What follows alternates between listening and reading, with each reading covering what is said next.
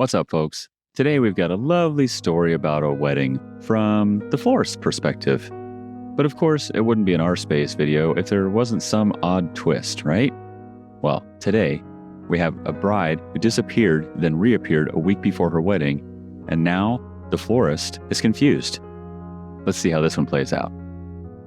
I own my own flower shop, and a potential bride touched base with me around June about getting a custom package together for her October wedding. We had a site meeting at a venue I work closely with her planner, and I sent over a proposal. Well, the bride only responded back a few days later saying that I didn't fit into her budget. Okay, and? Flowers are expensive. Flowers are perishable, and I'm an in-demand florist. I live in a tourist hub. Yeah, I know, COVID is on my mind every day, but bills have to get paid. And I have been slammed since we opened back up Mother's Day weekend. And I mean 2 to 3 brides every other weekend, which is insane for being mid-pandemic. Anyway, so she didn't respond even after I followed up to clarify my initial pricing guidelines based on the fact that at the time she had no color scheme, no flowers picked out, not even the faintest idea of what she wanted or was planning for.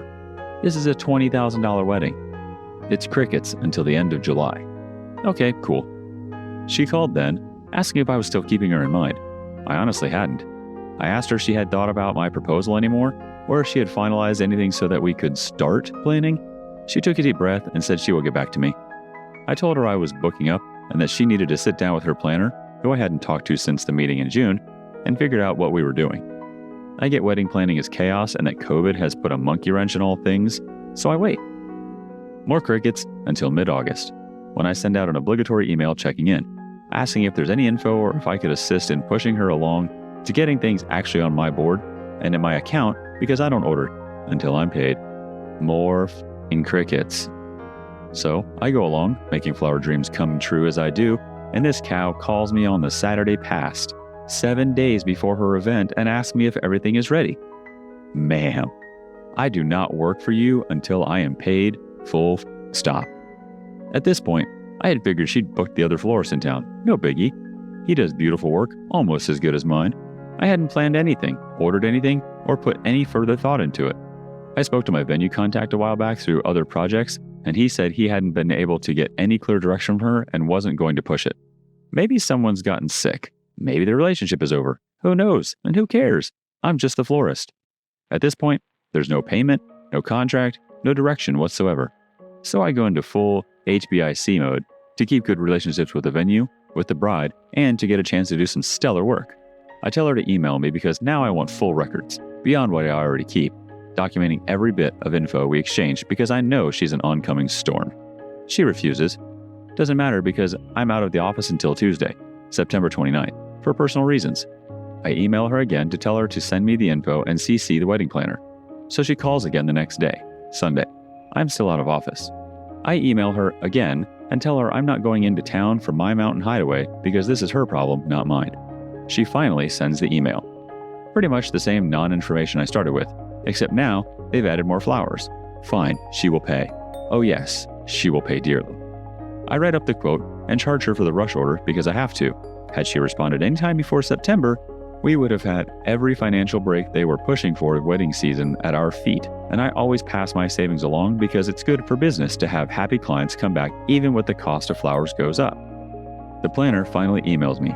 She's had my info since the jump, but only to send a timeline. I sent her an email to communicate the current state of things, including the fact that they are now over budget for me for what I had to quote, and I need to be paid tomorrow, no exceptions. It's now 10:30 p.m. on Monday night, and I'm pretty sure is going to hit the fan tomorrow. I'm excited though. I'm finally financially stable enough to tell people to off professionally, of course. Any other florists here who have been ghosted but the bride still thinks there's flowers on the way? And if y'all think I should have done it or said more in the lead up to this or what? Update. The mother of all shows. Wow. Was not expecting my previous post to blow up half as much as it did. Thank y'all for being kind, funny, and just as ready for this show as I was this morning. All right, now to the good part. Zoom meeting starts at 10 a.m., so I'm ready by 8 a.m. in my best war paint with my coffee visibly steaming in a way I only wish I could. I woke up to a stream of emails this morning that the bride and planner had sent trying to figure out who dropped the ball, as expected. I do not reply, but go through these emails with all of the receipts these two have sent between them since June when I became involved. At no point after our meeting do either of them mention the flowers in exactly 7 emails between them. How the actual fuck do you plan any major event with just 7 emails? I usually average about 20 to 30 emails with my brides, and I just do the flowers, so I already know this is going to be a mess. They've CC'd everyone involved: the venue, the caterer, the photographer, and the band. Sweet Jesus. I call my venue contact prior to this meeting, and he simply asks, "What?" I ask him if he saw any mention of me at any point past June in these emails, or if they had even mentioned anything in their communication with him. The silence is telling for the moment before we just both lose our laughing, and he sighs like it hurts. I'm told to be easy on her so she doesn't cancel everything. I make no promises. 9:07 a.m. rolls around, and the other town florist calls me out of breath laughing after I sent him a bolo the night before about these 2 idiots, and he tells me the planner called him as soon as he was open to ask about his availability for this weekend. The other florist straight up tells her he's already talked to me, and even if he was available, he's not getting into the mess she's caused. Apparently, she's gotten married again recently, and he didn't know her new name, but she hadn't changed her caller ID. He has a history with her, and apparently, obviously, she's a f***ing planner. He tells me to have fun because I'm neck deep shit now. Now, I'm fuming. Not for myself as much, but for this bride. For her emails, she seems to think that everything was on track, and that all she had to do was say yay or nay and have her future husband sign the checks. I made a few quick calls to some other vendors because I need every bit of ammunition for this one. Now it's 10 a.m., and I start the meeting. We're all sitting there, exchanging good mornings. Bride looks tired and stressed. Planner looks anxious. And my RBF is in full form. I'm not even going to play today. Everyone seems to wait for the person to speak, so I take a sip of coffee, straighten up in my chair, and fold my hands in front of me on my desk before asking if the proposal has been approved. The planner says that while my ideas are in line with what vision she has put together for the bride, she doesn't think that the rush fee, the overtime fee, and the setup fee are fair. She says, I've known about the wedding since June and should have been prepared, that her client should not be penalized for my oversight. Oh, no. I chuckle with my tongue between my teeth before I tell her flatly that it is not negotiable and ask the bride if she has any alternate arrangements. She says no, and that she thought this was taken care of after she communicated to the planner about my email in August, and just asked her to take care of it within the next week or 2. And she apologizes for being caught off guard and frantic because her future husband dropped the check off to the planner the 1st of September for me after she thought it had been taken care of. I tell her I believe her, and ask her if she'd like me to handle the issue once and for all with the planner, as this planner starts losing her and saying she only got the check for the band. All she does is nod. I pick up all the printed documents I've compiled in the last 72 hours since started escalating and tell the planner to shut up or I'd make sure she'd regretted it. She looks caught the f*** out because of course she knows exactly who I am. I am the only I think that's supposed to say black, female business owner in my area, and I move different. I'm a local legend and we all know it. I ask her how I am supposed to be on retainer when I haven't been paid and literally not spoken to her since June. I ask her to prove any one piece of evidence that she tried to contact me or gave me any information that I had been booked. I ask her how she was even still working in this town when she has a track record of dropping the ball, most egregiously with the cancer patient's wedding where she forgot to book the venue. Thanks, hotel venue. I tell her that I will never work with her again, that I will turn away every bride sent by her, no matter what name she goes by, which completely tanks her business in this area since the other guy won't either, and that I am going to give every vendor and bride I come across a warning that she is not fit to keep her own business together, much less theirs. The bride's mouth drops.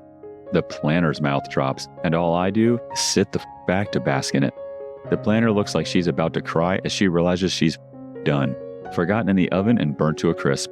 I tell her to find the check wherever it is and return it to the bride before the end of the week, or I will use this recorded Zoom chat to help the bride pursue her for damages for her monumental f*** up.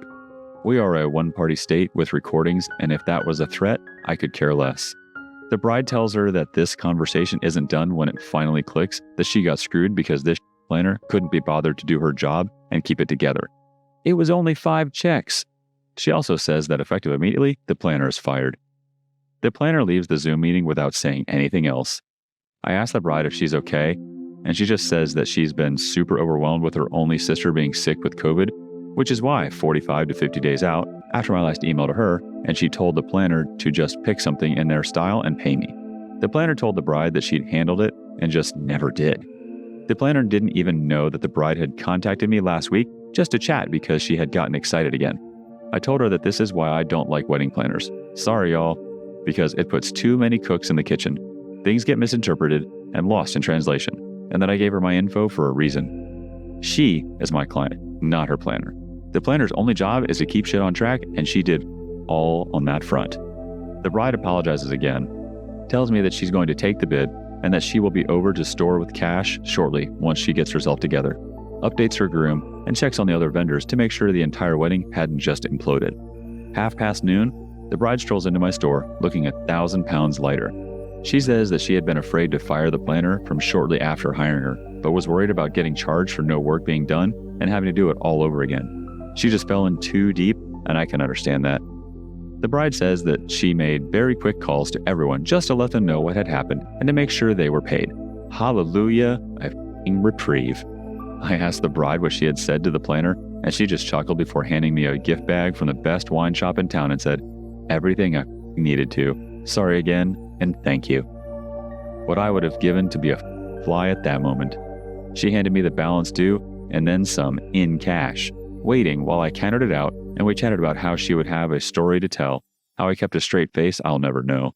She asked me if I knew any day of coordinators who I recommended, and I put her in touch with a friend I knew had had a cancellation that day. My friend just texted to thank me for sending her the business. I ended up coming out of the storm being spotless with a hella tip and a $200 bottle of fantastic wine. The bride is happy and taken care of. My friend got some business out of it, and we got rid of a terrible wedding planner in the process. That could have gone way worse. I have peaked, and now I can't do anything but laugh as I enjoy just a sip of spite wine over my late lunch. This has been the best day ever. I hope y'all enjoy this even a fraction as much as I have. Next update. Bride just forwarded me a text from the planner to her. Apparently, she lost the check and was embarrassed to say for sake, so she was going to try and pay me out of pocket, which makes no sense, and didn't know how to tell the bride. She's found it though, and will take it to the groom's job because she doesn't want to see the bride. I am dead. Last update. I should have asked my mother-in-law about this planner chick from the jump. Since she used to be the local florist here, I was telling her about the situation while I was eating and editing this. The planner has been on and off drugs since the 80s. Problem solved. I hope she gets help. Dang, OP, this is insane. I had no idea what a hard time florists get from brides until I heard this. I mean, it makes sense that someone would feel stressed and urgent to throw everything together in this situation like this, but holy moly, this lady is 100% not cut out for the job organizing weddings. It's a really good thing you got rid of her before the wedding turned into an absolute disaster. If drugs are the true culprit, I sincerely hope she is able to find help and get everything back together. Overall though, good job OP for keeping your cool and coming out of this on top.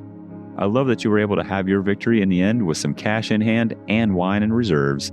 You are a brave woman, and I wish you the best in your career and many more victories. I don't think I could put up with a job like this, geez.